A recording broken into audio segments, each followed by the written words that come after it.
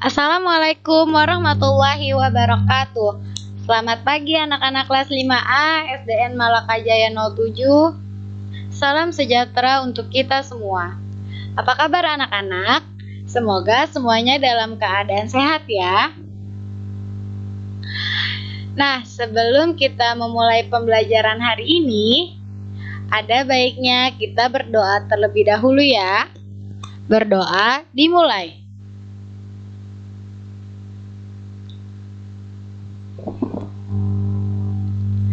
Berdoa selesai. Anak-anak, hari ini hari Senin, tanggal 14 September 2020, kita akan belajar tema 3, subtema 1, pembelajaran 3 dan 4 bersama Ibu Penina dari Universitas Negeri Jakarta. Nah, sebelum kita mulai, simak video ini ya.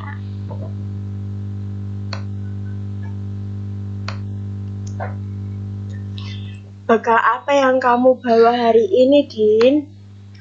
Tenang Siti, hari ini aku membawa makanan sehat loh. Aku membawa nasi dengan tumis, sayur, dan telur. Wah, kedengarannya enak, Din. Iya, enak dan sehat. Nah, sekarang aku mau tanya, apa ada yang masih ingat organ pencernaan manusia?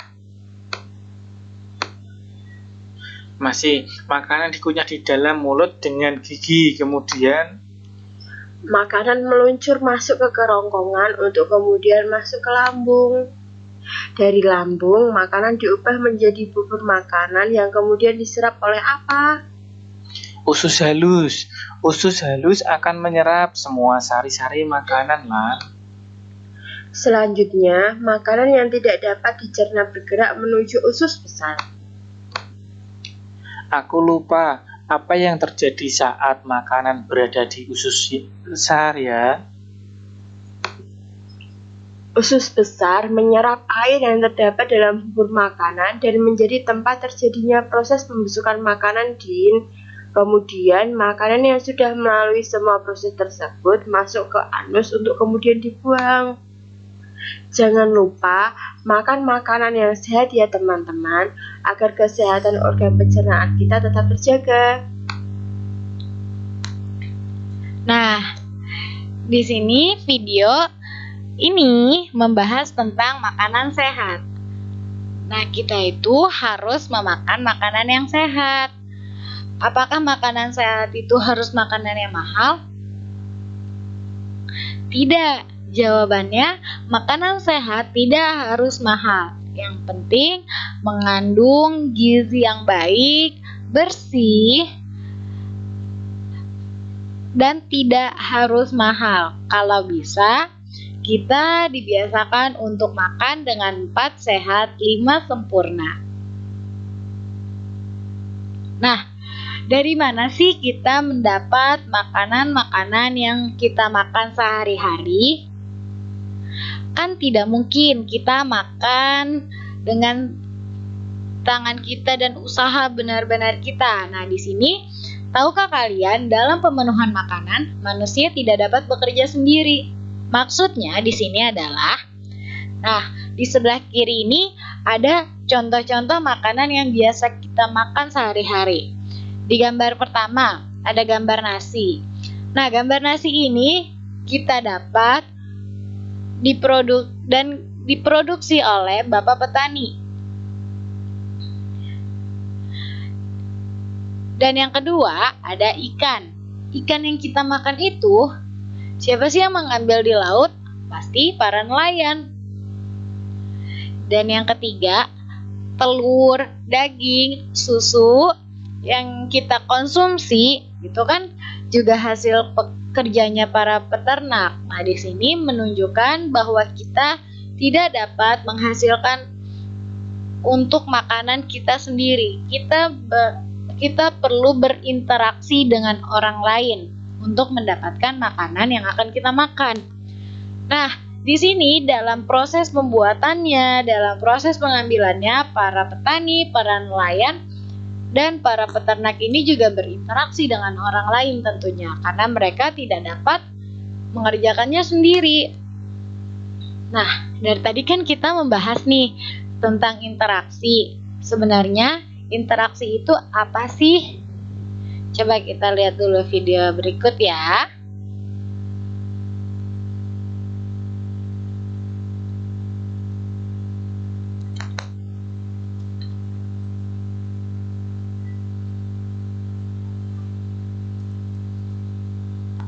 Apakah yang dimaksud dengan interaksi?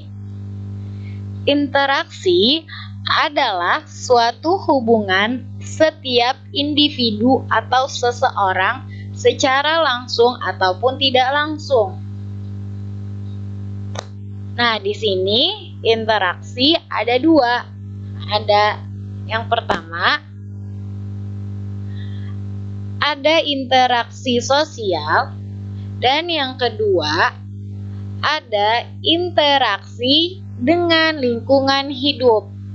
Nah, di sini yang dimaksud secara langsung ataupun tidak langsung adalah saat kita makan beras dari petani, kita tidak melakukan interaksi secara langsung, tidak melakukan hubungan secara langsung kepada para petani, melainkan kita membeli beras di pasar terlebih dahulu dan dari pasar juga membeli dahulu agen. Jadi tidak berhubungan secara langsung ke petani. Itu yang disebut tidak langsung. Nah, tadi kan ada dua. Yang pertama, interaksi sosial dan interaksi dengan lingkungan hidup. Interaksi sosial itu kita bahas dulu ya. Hubungan timbal balik sesama manusia antara individu dengan individu lainnya maupun kelompok, atau antara kelompok dengan kelompok lainnya maupun individu. Nah, di sini ada contohnya. Anak sedang bermain catur, dia berinteraksi antara individu dan individu. Di sini ada yang sedang bermain ular naga. Di sini kelompok dengan kelompok. Jadi kelompok yang jaga dengan kelompok yang bermain. Dan di sini ada pembelajaran di kelas. Pembelajaran di kelas ini juga merupakan interaksi sosial. Bentuknya adalah individu dengan kelompok. Individunya adalah guru, kelompoknya adalah sekelompok siswa di kelas. Jadi bisa kita simpulkan, interaksi sosial itu adalah hubungan timbal balik sesama manusia. Jadi antara manusia dengan manusianya. Oke. Nah, yang kedua adalah interaksi dengan lingkungan hidup. Tadi yang kedua. Jadi ada dua, ada interaksi sosial dan interaksi lingkungan hidup. Interaksi dengan lingkungan hidup merupakan interaksi antara manusia dengan lingkungan yang terbentuk secara alami. Kan kita hidup di bumi, ada lingkungan, ada tumbuhan, pohon, hewan. Nah, di sini contohnya adalah para petani dengan sawahnya, nelayan dengan laut, dan tukang kayu dengan kayu-kayu di hutan. Di sini kalau kita lihat di gambar pertama, yang tadi kita makan nasi. Nasi itu kita beli di pasar sebagai beras. Kita berinteraksi dengan pedagang, itu bentuk interaksi sosial. Pedagangnya membeli di agen, seperti yang kita sudah bahas kemarin, agen. Lalu agen itu bisa jadi beli lagi dari petani. Nah, petaninya ini berinteraksi dengan lingkungan hidup untuk menanam padi di sawah. Nah, terus yang kedua, nelayan mengambil ikan di laut. Berarti nelayan melakukan interaksi dengan laut untuk mengambil ikan. Ikannya untuk dijual ke kita atau para konsumen. Dan yang ketiga adalah tukang kayu. Tukang kayu ini memotong kayu atau mengambil kayu dari hutan untuk dijadikan meja, kursi, pintu, ataupun alat-alat lainnya yang berbahan dasar kayu dan untuk dijual ke kita para konsumen.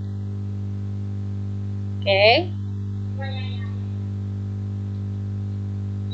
itu adalah yang dimaksud dengan interaksi. Nah, di sini kita lihat ya, ada tabel tentang jenis interaksi yang terjadi tadi antara interaksi lingkungan hidup dan interaksi sosial. Nih, kita pertama lihat yang tadi, menangkap ikan di laut. Interaksi dengan lingkungan hidupnya itu apa sih? Yang tadi, nelayan dengan laut. Karena nelayan mengambil ikan yang ada di laut. Selain itu, nelayan juga memanfaatkan angin untuk berlayar. Jadi antara nelayan dengan laut dan nelayan dengan angin. Dan yang kedua adalah interaksi sosialnya. Nelayan dan nelayan serta para pedagang ikan. Maksudnya apa? Karena di sini kan nelayan mengambil ikan di laut tentu tidak sendirian.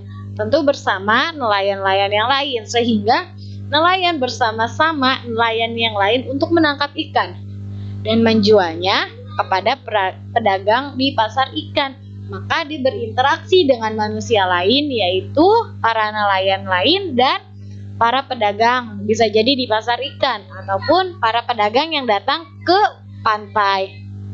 Dan yang kedua, contohnya lagi adalah bekerja bakti membangun jalan di kampung, yaitu kita lihat nih interaksi lingkungan hidupnya. Interaksi lingkungan hidupnya itu adalah interaksi antara manusia dengan tanah yang digunakan untuk membangun jalan. Jadi saat kita membangun jalan di kampung, kita berinteraksi dengan tanah karena kita berhubungan langsung untuk membangun jalan itu di atas tanah. Dan interaksi sosialnya yang tadi, kita tidak mungkin membangun jalan itu sendirian. Kita pasti membutuhkan bantuan orang lain untuk bekerja sama-sama membangun jalan di kampung. Dan yang ketiga, kegiatan menyiram tanaman di rumah. Keempat, penghijauan hutan. Dan yang kelima, lomba panjat pinang. Kalian bisa lihat sendiri bagaimana bentuk interaksi lingkungan hidup dan interaksi sosialnya. Nah, karena kalian sudah belajar tentang interaksi, sekarang kita lihat atau amati interaksi yang ada di lingkungan sekitar kita. Isilah tabel halaman 23. Contoh pengerjaannya adalah sebagai ini, seperti tabel ini.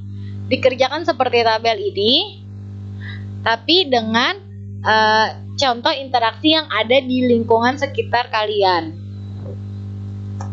Dan setelah kita selesai bikin tabel, pilihlah salah satu interaksi untuk menjawab pertanyaan halaman 24 di bagian yang atas yang ada menjawab pertanyaan itu.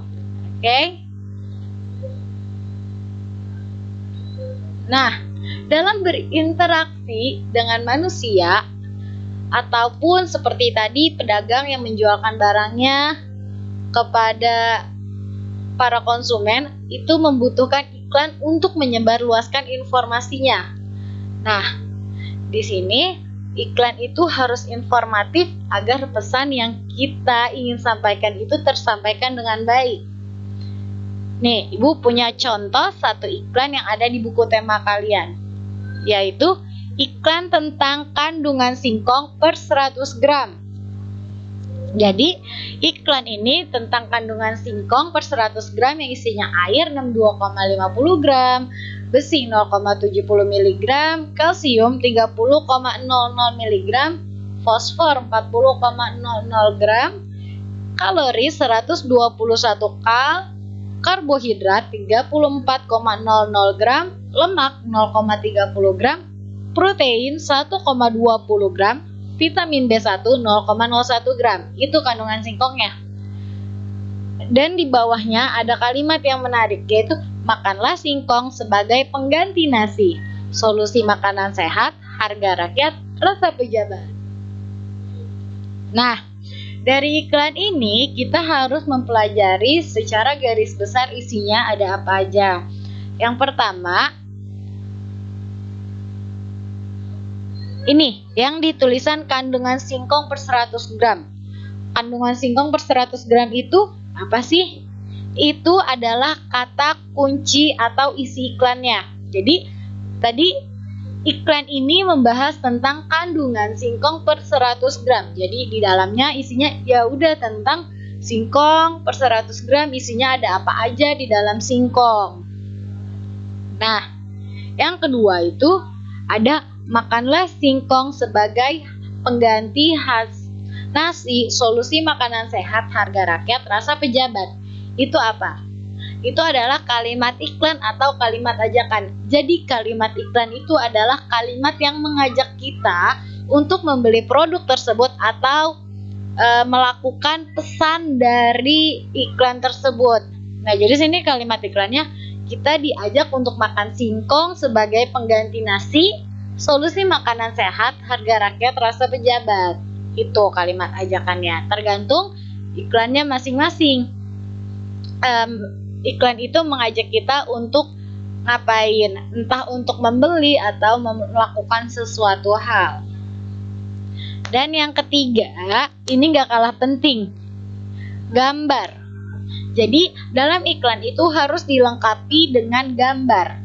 Di sini karena iklan ini isinya tadi tentang kandungan singkong per 100 gram, maka harus dilengkapi gambar ilustrasi gambar singkong. Jadi gambar singkong ini harus ada, gitu. Atau gambarnya yang memperkuat isi dari kalimat iklan. Kalau kalimat iklan itu tentang ayam goreng, maka gambarnya adalah ilustrasi ayam goreng atau gambar produk ayam goreng yang akan dijual toko tersebut. Begitu. Nah, kita kan sudah belajar tentang iklan. Sekarang kita bisa perhatikan iklan pada halaman 30. Lalu identifikasikan kalimat iklan, kata kunci, dan gambar sesuai iklan tersebut. Seperti ini contohnya. Ada kalimat iklan, kata kunci, dan gambar. Namun, untuk lebih mempermudah pengerjaannya, Ibu sudah mencontohkan dengan tabel, yaitu ada nama iklan, kalimat iklan, kata kunci, dan gambar. Jadi dari iklan A ini, kita bisa langsung mengidentifikasi kalimat iklan yang terdapat di iklan A apa, kata kuncinya apa di iklan A, dan gambarnya seperti apa di iklan A. Dan di iklan B, kalimat iklannya seperti apa, kata kuncinya seperti apa, dan gambarnya seperti apa. Nah, sekian kegiatan 1 hari ini. Selamat mengerjakan tugas. Good luck anak-anak kelas 5A. Terima kasih atas perhatiannya. Kalau ada yang ingin ditanyakan, bisa japri langsung ke Ibu Penina. Jangan lupa tugas dikumpulkan dan ditulis dengan rapi di buku tema. Di buku tulis tema. Oke? Wassalamualaikum warahmatullahi wabarakatuh.